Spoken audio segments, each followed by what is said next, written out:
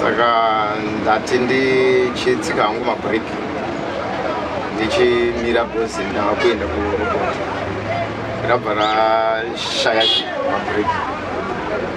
Ndangonzwa kuti sina kana mabreak apa ndandadobvisa mota mugiya kudhara ndichida kuchinja yabva yashaya mabreak.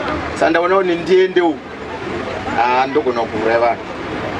Regai nditsvage chandingamira nacho. Saka ndazosarudza kuti ndimire nemota iyi iyo ikamota kadika ndokandazosarudza kuti regai ndichirova ikako ndokandadakatevera nayo ndangoti aiwa chiregai ndichimboirega yakadaro nditirai kuti idzima asi ndobva ndarova ikako kamotikari. Saka motikari akandokazo handizi kuti uyabva nekukurova ndazoona ngopfekera achikwira achipinda pasi peimota inenge yabva uku yaita yutenere kana yaita sei nobva apfekera pakati ndoyazokwira pamusoro ichizororera kuti motikari iyi motikari ndatozviitira purpose kuitira kuti vanhu vandandinda. Mamwe vanhu vangani basi 66. Saka ndatoitira kuti ndikabuda kana kuti ndikazama kuti ndinorovera kuzvimotikari zveconstruction obviously ndaiuraya vanhu futi. Saka ndatozviitira purpose izvi kuzororera kuti ndikwanise kumira chete.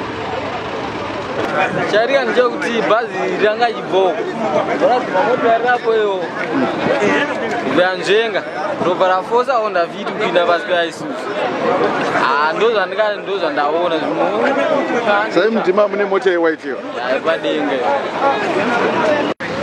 Saka bhazi radhuma kahonda vhiti kakarara kari pasi apo vanhu vaparimo vari kubvunzira kuvara but hapana afa zvake kupedza mari.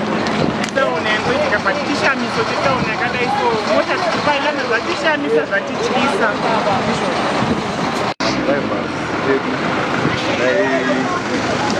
taona matrainings akaita sana inoita kana komboza wese akwanzoita defensive drive nekuti tikadakutarisa tsaona dzinokonzereswa nemadhiraivha asina kuita